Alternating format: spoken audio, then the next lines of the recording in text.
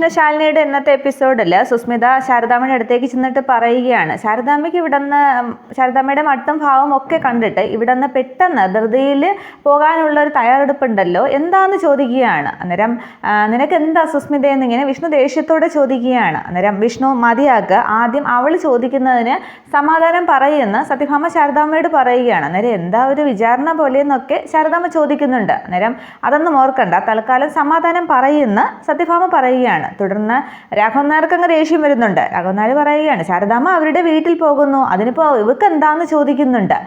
തുടർന്ന് അങ്ങനെയല്ല, ശാരദാമ്മ എവിടെ പോകുന്നു എന്നല്ലേ ഞാൻ ചോദിച്ചുള്ളൂ എന്ന് സുസ്മിത അങ്ങൊരു കളിയാക്കി പറയുമ്പോൾ ശാലിനി പറയുകയാണ്, അമ്മ സ്വർണ്ണലക്ഷ്മി പൂജയ്ക്കായിട്ട് ശാരി ചേച്ചിയുടെയും ശ്യാമയുടെയും കൂടെ അമ്പലത്തിലേക്ക് പോകുന്നു, ഇനി നിനക്ക് എന്താ കൂടുതൽ അറിയേണ്ടതെന്ന് ചോദിക്കുകയാണ്. അന്നേരം സുസ്മിതയ്ക്ക് അത് ഇഷ്ടമാവുന്നുണ്ട്. സുസ്മിത പറയുകയാണ്, കേട്ടല്ലോ ഭാമാൻറ്റി, സ്വർണ്ണലക്ഷ്മി പൂജയ്ക്ക് എന്നിങ്ങനെ പറയുമ്പോൾ സത്യഭാമയും തല ഉലുക്കുകയാണ്. തുടർന്ന് രാഘവൻ നായർ ദേഷ്യത്തോടെ പറയുകയാണ്, ഭാമയെ കൂട്ടുകാരിയുടെ മകളാണെന്ന് കരുതി ക്ഷമിക്കുന്നതിനൊക്കെ ഒരു അതിരുണ്ട്, വരുന്ന അതിഥികളെ അപമാനിക്കരുത്, വല്ല തലയ്ക്ക് അസുഖം വല്ലതും ഉണ്ടെങ്കിൽ ഇങ്ങനെ ആളുകളുടെ മുമ്പിൽ അഴിഞ്ഞാടാൻ വിടാതെ വല്ല നെല്ലിക്കാത്തളവുമാണ് കൊണ്ടുപോയി വയ്ക്കേണ്ടത് എന്നിങ്ങനെ രാഘവൻ നായർ പറഞ്ഞ് ദേഷ്യപ്പെടുകയാണ്. അന്നേരം സുസ്മിത പറയുകയാണ്, അതിനിപ്പോൾ അതിഥികൾ ആരാ? ശാരദാമ്മ പറഞ്ഞു വരുമ്പോൾ ഇവിടുത്തെ ബന്ധുക്കാരല്ലേ, ഞാനല്ലേ അതിഥി എന്നിങ്ങനെ വീണ്ടും സുസ്മിത പറഞ്ഞു നിൽക്കുകയാണ്. അന്നേരം ഭാമയെ ഇതിനൊക്കെ ഒരു അറുതിയുണ്ട് എന്ന് പറഞ്ഞ് രാഘവൻ നായർ വീണ്ടും ദേഷ്യപ്പെടുകയാണ്. തുടർന്ന് സത്യഭാമ പറയുകയാണ്, രാഘവേട്ട, ഇവിടെ ഒരു സംഭവം ഉണ്ടായി, പ്രീതിയുടെ അലമാലിരുന്ന ആഭരണങ്ങൾ ഒന്നും കാണാനില്ല എന്ന്. അന്നേരം ഒരു നിമിഷം എല്ലാവരും അങ്ങ് പരിഭ്രമിക്കുകയാണ്. തുടർന്ന് ഭാമ നീ എന്തായി പറയുന്നതെന്ന് രാഘവൻ നായർ ചോദിക്കുമ്പോൾ സുസ്മിത പറയുകയാണ്, അങ്കിളിന് മനസ്സിലായില്ലേ, ഭാമാൻറ്റി പച്ച മലയാളത്തിലല്ലേ പറഞ്ഞത്, പ്രീതിയുടെ മുറിയിൽ നിന്നും ആഭരണങ്ങൾ ഒന്നും കാണാനില്ല എന്ന്, അത് ആരോ കട്ടുകൊണ്ട് പോയിരിക്കുന്നു, നല്ല അസല് മോഷണം എന്നിങ്ങനെ പറയുകയാണ്. രാഘവൻ നായർ ചോദിക്കുകയാണ്, അതിനിപ്പോൾ മോഷണമോ, ഇവിടെ മോഷ്ടിക്കാനായിട്ട് ആരാണുള്ളതെന്ന് ഇങ്ങനെ രാഘവൻ നായർ തിരക്കുകയാണ്. തുടർന്ന് സത്യഭാമ പറയുന്നുണ്ട്, ദത്തെടുക്കൽ ചടങ്ങിനായിട്ട് കുഞ്ഞിനെ അണിയിക്കാനുള്ള ആഭരണങ്ങൾ വരെ ഞാൻ എടുത്തുകൊണ്ട് വച്ചിരുന്നു, ഇന്നലെ വരെ ഞാനതെല്ലാം നോക്കിയതാണ്, പക്ഷേ ഇപ്പോൾ പ്രീതിയുടെ മുഴുവൻ ആഭരണങ്ങളും കുഞ്ഞിൻ്റെ എല്ലാ ആഭരണങ്ങളും ഒരു ശകലം പോലും ബാക്കിയില്ല, എല്ലാം മോഷണം പോയിരിക്കുന്നു. പിന്നെ സത്യഭാമയുടെ മകളുടെ മുറിയിൽ കയറി മോഷ്ടിക്കാനായിട്ട് ധൈര്യമുള്ള ആരും, ഒരു കള്ളനും ഈ നാട്ടിലോ മറുനാട്ടിലോ ഇല്ല എന്നിങ്ങനെ ഭാമ പറയുന്നുണ്ട്. അപ്പോൾ പിന്നെ ആരെടുത്തെന്നാണ് എന്നിങ്ങനെ രാഘവൻ നായർ ചോദിക്കുകയാണ്. തുടർന്ന് സുസ്മിത പറയുകയാണ്, ഇന്നലെ ദത്തെടുക്കൽ ചടങ്ങിന് വസുമതി ആൻറ്റിയും മകളും ഉൾപ്പെടെ എത്ര പേരാണ് ഇവിടെ വന്നു പോയതെന്ന്. അന്നേരം രാഘവൻ നായർക്ക് ദേഷ്യം വരികയാണ്, അവരെടുത്തു എന്നാണോ നീ പറയുന്നത്, ഭാമ എന്തൊക്കെയാണ് ഇവളീ പറയുന്നതെന്നും പറഞ്ഞ് രാഘവൻ നായർ ദേഷ്യപ്പെടുകയാണ്. തുടർന്ന് സത്യഭാമ പറയുകയാണ്, വസുമതിയും ചിത്രയും ഒക്കെ ഇന്നലെ മുകളിലേക്ക് കയറി പ്രീതിയെ മുറിയിൽ കയറി കണ്ടു, പക്ഷേ അവർ തിരിച്ചിറങ്ങുന്നത് വരെ അവരുടെ കൂടെ ഞാനുണ്ടായിരുന്നു എന്ന്. തുടർന്ന് വിഷ്ണു ചോദിക്കുകയാണ്, അപ്പോൾ പിന്നെ അമ്മ പറയുന്നത് ആര് സ്വർണം എടുത്തുകൊണ്ട് പോയി എന്നാണ് അമ്മ പറയുന്നതെന്നിങ്ങനെ വിഷ്ണു തിരക്കുന്നുണ്ട്. തുടർന്ന് സുസ്മിത പറയുകയാണ്, അപ്പോൾ അതിന് വ്യക്തമായ ഉത്തരമില്ല, പക്ഷെ നമുക്ക് കണ്ടുപിടിക്കാം വിഷ്ണുവേട്ടൻ ഇങ്ങനെ അക്ഷമനാകാതെ എന്നിങ്ങനെ സുസ്മിത പറയുന്നുണ്ട്. ഇപ്പം ഭണ്ഡാരപ്പെട്ടി തുറന്നാൽ ദൈവം പോലും കട്ടുകൊണ്ട് പോകും എന്നുള്ളൊരവസ്ഥയല്ലേ എന്നൊക്കെ സുസ്മിത പറയുന്നുണ്ട്. പക്ഷേ ഇതൊക്കെ സുസ്മിത ശാരദാമ്മയെ നോക്കിയാണ് പറയുന്നത്, പക്ഷെ അതാരും ശ്രദ്ധിക്കുന്നില്ല. ശാരദാമ്മയും അവരോടൊപ്പം അങ്ങ് ആകെ അന്തം വിട്ടാണ് നിൽക്കുന്നത്. ശാരദാമ്മയാണ് സുസ്മിത സംശയിക്കുന്നത് എന്നുള്ളത് ശാരദാമ്മയ്ക്ക് അതുവരെയും മനസ്സിലാക്കിയിട്ടില്ല. ശാലിനിയും അങ്ങ് അന്തം വിട്ട് അവരോടൊപ്പം ആര് കൊണ്ടുപോയി എന്നുള്ളൊരു ഉദ്ദേശത്തിൽ നിൽക്കുകയാണ്. തുടർന്ന് സുസ്മിത പറയുകയാണ്, സ്വർണം നമ്മൾ കണ്ടുപിടിക്കുക തന്നെ വേണം, അതിനിപ്പോൾ പുറത്തു നിന്നുള്ളവരെയാണ് ആദ്യം സംശയിക്കേണ്ടത്, അതിനിപ്പോൾ ഞാനടക്കം 3 പേരാണ് പുറത്തു നിന്നുള്ളത്, ഞാനും പിന്നെ കാര്യസ്ഥൻ പിള്ളയും പൊന്നിയുമെന്ന്. അന്നേരം പിള്ളയും പൊന്നിയും ഒക്കെ അന്തം വിട്ട് നോക്കുകയാണ്.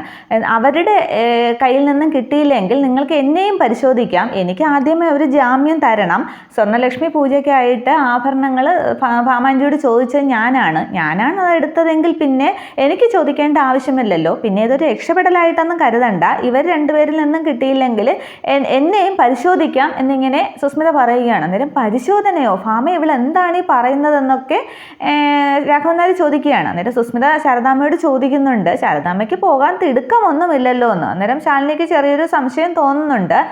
തുടർന്ന് പിന്നെ സത്യഭാമ പറയുകയാണ്, സുസ്മിത പറയുന്നത് തന്നെയാണ് അതിൻ്റെ ഒരു ശരിയെന്ന്, അപ്പോൾ നമുക്ക് പരിശോധന തുടങ്ങാമെന്ന് സുസ്മിത പറയുകയാണ്. തുടർന്ന് പിള്ളയോട് പറയുന്നുണ്ട്, എൻ്റെ ഒരു ഓർമ്മ ശരിയാണെങ്കിൽ പിള്ള ഇന്നലെ മുകളിലത്തെ റൂമിലേക്ക് കയറിയിട്ടില്ല എന്ന്. അന്നേരം അതേ കുഞ്ഞെ, ഞാൻ കയറിയിട്ടില്ല എന്ന് പിള്ള പറയുന്നുണ്ട്. അന്നേരം ഇന്ന് രാവിലെ ഇല്ല ഞാൻ കയറിയില്ല എന്ന് പിള്ള സമ്മതിക്കുകയാണ്. തുടർന്ന് സുസ്മിത പറയുകയാണ്, പിന്നെ ദേ ഇവള് ആകെ ഉള്ളത് പൊന്നിയാണ്. ഇവള് പിന്നെ ഇന്നലെ ലീവായിരുന്നു, പിന്നെ മോഷണം നടത്തിയത് ഇന്നായിക്കൂടാന്നൊന്നും ഇല്ലല്ലോ, പോയി എടുത്തോണ്ട് വാടി നിന്റെ ബാഗും കുടച്ചക്രവും ഒക്കെ എന്ന് സുസ്മിത ദേഷ്യത്തോടെ പറയുകയാണ്. പൊന്നി ഇങ്ങനെ സങ്കടത്തോടെ ശാലിനിയെ നോക്കുകയാണ്. ശാലിനി ആണെങ്കിൽ ഒന്നും പറയാൻ വയ്യാതെ നിൽക്കുമ്പോൾ പൊന്നി അടുക്കളയിലേക്ക് പോകാൻ തുടങ്ങുന്നുണ്ട് ബാഗൊക്കെ എടുക്കാനായിട്ട്. തുടർന്ന് സുസ്മിത പെട്ടെന്ന് പറയുകയാണ്, അല്ലെങ്കിൽ വേണ്ട, നീ അവിടെ നിന്നേ, ശാരദാമ്മ പോകാനായിട്ട് ധൃതിപ്പെട്ട് നിൽക്കുകയല്ലേ, ആദ്യം ഇവരെ അങ്ങ് പരിശോധിച്ച് വിട്ടുകളെ, ഇവരുടെ സമയം എന്തിനാണ് നമ്മൾ മെനക്കെടുത്തുന്നത് എന്നിങ്ങനെ സുസ്മിത പറയുമ്പോൾ ദേഷ്യപ്പെട്ട് സുസ്മിതയിൽ നിന്ന് ഇങ്ങനെ വിഷ്ണു വിളിക്കുകയാണ്. അന്നേരം സത്യഭാമ പറയുകയാണ്, വിഷ്ണു, നിയമം എല്ലാവർക്കും ഒരുപോലെയാണ്, എനിക്കും നിനക്കും ശാരദാമ്മയ്ക്കും പൊന്നിക്കും എല്ലാവർക്കും. ഇപ്പോൾ ശാരദാമ്മ ഇവിടെ മോഷ്ടിച്ചു എന്ന് ആരും പറഞ്ഞില്ല, പരിശോധിക്കുന്നതിൽ ഒരു തെറ്റുമില്ല, എന്താ അങ്ങനെ പരിശോധിച്ചുകൂടെ, അത് ശരിയല്ലേ ശാലിനി എന്നിങ്ങനെ ഭാമ ചോദിക്കുകയാണ്. തുടർന്ന് രണ്ടും കൽപ്പിച്ച് അത് അംഗീകരിച്ച് ശാലിനി പറയുകയാണ്, പരിശോധിക്കണം സത്യാമ്മയെന്ന് ഇങ്ങനെ പെട്ടെന്ന് ശാലിനി പറയുകയാണ്. തുടർന്ന് പരിശോധിക്കട്ടെ എന്ന് സത്യഭാമ പറഞ്ഞ് തീരുന്നതിന് മുമ്പേ ശാരദാമ്മയുടെ ബാഗ് പിടിച്ചങ്ങ് വാങ്ങിക്കുകയാണ് സുസ്മിത. ഇങ്ങോട്ട് താ നോക്കട്ടെ എന്നും പറഞ്ഞ്. തുടർന്ന് ബാഗും കൊടുത്ത ശേഷം കൂളായിട്ട് ശാരദാമ്മ നിൽക്കുകയാണ്. പക്ഷേ വിഷ്ണുവും രാഘവൻ നായരും ഒക്കെ ആകെ ദേഷ്യത്തിൽ നിൽക്കുകയാണ് സുസ്മിതയുടെ പ്രവൃത്തിയിൽ. തുടർന്ന് ബാഗിൻ്റെ ഓരോ അറയുമായിട്ട് സുസ്മിത പരിശോധിക്കുകയാണ്. തുടർന്ന് ഒരറ തുറക്കുമ്പോൾ സ്വർണം കാണുന്നുണ്ട്. തുടർന്ന് സന്തോഷത്തോടു കൂടി ശാരദാമ്മയെ നോക്കുകയാണ് സുസ്മിത. പക്ഷേ ശാരദാമ്മ അങ്ങ് കൂളായിട്ട് നിൽക്കുന്നുണ്ട്. തുടർന്ന് അതിലിരിക്കുന്ന ആഭരണങ്ങൾ മുഴുവൻ ഇങ്ങനെ സുസ്മിത കൈകൊണ്ടെടുത്ത് ഇങ്ങനെ ഉയർത്തി കാണിക്കുകയാണ്. മലയും വളയും കമ്മലും എല്ലാം ഒക്കെ ആയിട്ട്. അന്നേരം ആകെ അന്തം വിടുകയാണ് ശാരദാമ്മയും സത്യഭാമയും ശാലിനിയും വിഷ്ണു രാഘവൻ നായരും എല്ലാവരും. ശാരദാമ്മ അയ്യോ എന്നും പറഞ്ഞ് ഇങ്ങനെ വായിൽ കൈയൊക്കെ വെക്കുന്നുണ്ട്. തുടർന്ന് ഇതിങ്ങനെ ഉയർത്തി കാണിച്ചിട്ട് സുസ്മിത ചോദിക്കുകയാണ്, അല്ല ശാരദാമ്മയെ, നിങ്ങളുടെ മക്കൾക്ക് വേണ്ടി സത്യഭാമയുടെ വീട്ടിൽ നിന്ന് ഉണ്ണിയപ്പം ഉണ്ടാക്കിക്കൊണ്ട് പോവുകയാണോ, ഇതെന്താണെന്ന് ചോദിക്കുന്നുണ്ട്. ആകെ പേടിച്ചു വിറയ്ക്കുന്ന ശാരദാമ്മ മോളെന്നും പറഞ്ഞ് ഇങ്ങനെ ശാലിനിയുടെ കൈകളിലേക്ക് പിടിക്കുന്നുണ്ട്. അന്നേരം ഞാനല്ല ഇത് ചെയ്തതെന്നൊക്കെ ശാരദാമ്മ പറയുകയാണ്. ഇത് നിങ്ങൾ അറിഞ്ഞില്ല എന്നൊന്നും പറയരുത്, മുമ്പൊരിക്കൽ എൻ്റെ വളകൾ നിങ്ങളുടെ ബാഗിൽ നിന്നും പിടിച്ചതാണ്, പക്ഷേ അത് മാറ്റിമറിച്ചുകൊണ്ട് നിങ്ങളുടെ ഇളയ രണ്ടാമത്തെ മകളൊരു നാടകം കളിച്ചു. അന്നേരം ആ വളകൾ നിങ്ങളുടെ മൂത്ത മകളുടെയാണെന്ന് സാധൂകരിക്കുകയും ചെയ്തു. പക്ഷേ അന്ന് എൻ്റേതാണെന്ന് പറഞ്ഞിട്ട് ആരും അംഗീകരിച്ചില്ല. അതിനെൻ്റെ കയ്യിൽ വേണ്ടത്ര തെളിവൊന്നുമില്ലായിരുന്നു. പക്ഷേ ഇത് തെളിവോട് കൂടിയാണ് പിടിച്ചിരിക്കുന്നത്. ഇത് നിങ്ങളുടെ കുഞ്ഞമ്മയുടെ കൊച്ചുമകളുടെ നൂലുകെട്ടിന് കൊടുക്കാൻ വേണ്ടി വാങ്ങിച്ചതാണ് എന്നൊന്നും പറഞ്ഞേക്കരുത് എന്നൊക്കെ സുസ്മിത പറഞ്ഞ് പ്രസംഗിക്കുമ്പോൾ സത്യഭാമ അതങ്ങ് ശരിവെക്കുകയാണ്. അന്നേരം ഞാനല്ല ഇത് എടുത്തത് എന്നൊക്കെ ശാരദാമ്മ പറയുന്നുണ്ട്. സത്യാമ്മയെ ഞാനല്ല എന്നൊക്കെ കരഞ്ഞുകൊണ്ട് ശാരദാമ്മ പറയുകയാണ്. അന്നേരം പിന്നെ ഇതൊക്കെ എവിടെ നിന്നാണ് വന്നത് എന്നിങ്ങനെ വീണ്ടും സുസ്മിത ചോദിക്കുകയാണ്. തുടർന്ന് ആകെ ദേഷ്യത്തിൽ വിഷ്ണു പറയുകയാണ്, സുസ്മിത നീ അതിര് കിടക്കുന്നു എന്ന്. അന്നേരം വിഷ്ണു എന്ന് പറഞ്ഞ ദേഷ്യത്തോടെ വിളിച്ചിട്ട് സത്യഭാമ വിളിക്കുന്നുണ്ട്. അന്നേരം ഇത് ഇവിടെ ചതിയാണ് അമ്മയെന്ന് വിഷ്ണു പറയുകയാണ്. അന്നേരം എന്ത് ചതി, ആ ബാഗ് എടുത്ത് ശാരദാമ്മയുടെ തോളിലേക്ക് ഇട്ട് കൊടുത്തത് സുസ്മിതയാണോ, അല്ലല്ലോ എന്നൊക്കെ പറയുമ്പോൾ വിഷ്ണുവിനെ അങ്ങ് ഉത്തരം മുട്ടുകയാണ്. തുടർന്ന് വീണ്ടും സുസ്മിത ശാരദാമ്മയെ അധിക്ഷേപിച്ചങ്ങ് സംസാരിക്കുമ്പോൾ ശാലിനിക്ക് ആകെ ദേഷ്യം വരികയാണ്. ശാലിനി പറയുകയാണ്, ദേ എൻ്റെ ക്ഷമ നശിച്ചിരിക്കുകയാണ്, ഇനിയും നീ എന്തെങ്കിലും മിണ്ടിയാൽ ഞാൻ എന്താണ് ചെയ്യുക എന്നൊന്നും എനിക്കറിയില്ല എന്നും പറഞ്ഞ് ആകെ കലിതുള്ളുകയാണ് ശാലിനിയും. അന്നേരം സത്യഭാമ പറയുകയാണ്, അപ്പോൾ അവൾ സംസാരിക്കുന്നതാണോ നിനക്ക് കുറ്റം, നിന്റെ അമ്മ ചെയ്തതിൽ ഒരു തെറ്റും ഇല്ലേടി എന്നിങ്ങനെ ചോദിക്കുമ്പോൾ ശാലിനിക്ക് ഉത്തരമില്ലാതെ നിൽക്കുകയാണ്. തുടർന്നും സുസ്മിത പറയുന്നുണ്ട്, തോളൊപ്പം ഉള്ളവരടുത്ത് വേണം ബന്ധുത്വം വേണ്ടതെന്ന് പറയുന്നത് എത്ര ശരിയാണ് അല്ലേ ആൻറ്റി, ഇതിപ്പോൾ മറ്റുള്ളവരുടെ സ്വർണ്ണമൊക്കെ കട്ടും മോട്ടിച്ചും വേണോ നിങ്ങളുടെ മക്കൾക്ക് സ്വർണ്ണലക്ഷ്മി പൂജ നടത്താൻ എന്നിങ്ങനെ ചോദിക്കുമ്പോൾ ആകെ കലി കയറുകയാണ് ശാലിനി. എന്തുവാടി നീ പറഞ്ഞതെന്നും പറഞ്ഞ് സുസ്മിതയെ അടിക്കാനായിട്ട് കൈ ഓങ്ങിക്കൊണ്ട് ശാലിനി വരികയാണ്. പക്ഷേ ശാരദാമ്മ പെട്ടെന്ന് സുസ്മിത അങ്ങ് പിടിക്കുകയാണ്. വേണ്ട മോളെ, തെറ്റിപ്പോൾ എൻ്റെ ഭാഗത്താണ്, നിനക്ക് നാളെയും ഈ വീട്ടിൽ ജീവിക്കേണ്ടതാണ്, വേണ്ട മോളെ എന്നും പറഞ്ഞ് ശാലിനി അങ്ങ് മുറുകെ പിടിക്കുകയാണ്. പക്ഷെ വിടമ്മ, അവൾ പറയുന്നത് കേട്ടില്ലേ, എന്നെ വിടുന്നൊക്കെ ശാലിനി അങ്ങ് പറയുകയാണ്. കേട്ടോ ആൻറ്റി ഇവൾ പറയുന്നത്, ഇവർക്ക് ഇതൊന്നും പുത്തരിയുമല്ല, മോഷണവും പിടിച്ചുപറിയും ഒക്കെ തന്നെയാണ് ഇവരുടെ സ്ഥിരം ജോലി. മുമ്പൊരിക്കൽ സിദ്ധം ജപിച്ചു തന്ന യന്ത്രം ഇവിടുന്ന് ഒളിച്ച് കടത്താനായിട്ട് നോക്കിയില്ലേ, ഇനി എന്തൊക്കെ കാണും ഇവരുടെ കയ്യിൽ കള്ളത്തരങ്ങൾ എന്ന് പറഞ്ഞ് തീരുന്നതിന് മുമ്പേ ആകെ കലിയേറുന്ന ശാലിനി സുസ്മിതയുടെ കവിള് നോക്കി ഒരു ഒറ്റ എണ്ണം പൊട്ടിക്കുകയാണ്. അന്നേരം വിഷ്ണുവിനും രാഘവൻ നായർക്കും അത് കണ്ടങ്ങ് സന്തോഷമാകുന്നുണ്ട്, അത് വേണം എന്നുള്ളതായിരുന്നു. പക്ഷേ സത്യഭാമയ്ക്ക് ആകെ അങ്ങ് ദേഷ്യം വരികയാണ്. അങ്ങനെ അടി കൊണ്ട് ഇങ്ങനെ കവിളും തടവി സുസ്മിത നിൽക്കുകയാണ്. തുടർന്ന് ഒരു നിമിഷം സുസ്മിതയ്ക്ക് ദേഷ്യം വരികയാണ്. അത്രയ്ക്കായോടി എന്നും പറഞ്ഞ് ശാരദാമ്മയുടെ ബാഗ് തറയിലേക്ക് ഇട്ടിട്ട് ശാലിനി അടിക്കാനായിട്ട് കൈ ഓങ്ങുകയാണ്. തുടർന്ന് ശാലിനി ആ കൈ തടുത്ത ശേഷം ഇനിയും വേണോടി നിനക്ക് എന്നും പറഞ്ഞ് ഒരടി കൂടി സുസ്മിതയ്ക്ക് കൊടുക്കുകയാണ്. ഇനിയും എൻ്റെ അമ്മയെക്കുറിച്ച് എന്തെങ്കിലും പറയാനായിട്ട് നിന്റെ പുഴുത്ത നാവ് പൊങ്ങിയാൽ നിന്നെ ഞാൻ ഇവിടെ ഇട്ട് ചവിട്ടി കൂട്ടും, ഇനിയും വേണോടി എന്നും പറഞ്ഞ് ശാലിനിയാണെങ്കിൽ ആകെ കലിയേറി നിൽക്കുകയാണ്. തുടർന്ന് സുസ്മിത തൻ്റെ ഭാവം മാറ്റുകയാണ്. അന്നേരം വിഷ്ണുവും രാഘവൻ നായരും അങ്ങ് ഉറച്ചു തന്നെ നിൽക്കുകയാണ്, അവർക്ക് കിട്ടണം എന്നുള്ള മട്ടിൽ. തുടർന്ന് സങ്കടം അഭിനയിച്ച് സുസ്മിത വീണ്ടും സത്യഭാമയുടെ അടുത്തേക്ക് വരികയാണ്. കണ്ടില്ല ആൻറ്റി, ഒരു തെറ്റും ചെയ്യാത്ത എന്നെ എവിടെ ഇട്ട് തല്ലുന്നതെന്നൊക്കെ പറഞ്ഞ് സത്യഭാമയുടെ പരാതി പോലെ പറയുകയാണ്. അന്നേരം ശാരദാമ്മ ചോദിക്കുന്നുണ്ട്, മോളെ നീ എന്തുവായി ചെയ്തതെന്നൊക്കെ പറഞ്ഞ് ശാരദാമ്മ അങ്ങ് സങ്കടപ്പെടുകയാണ്.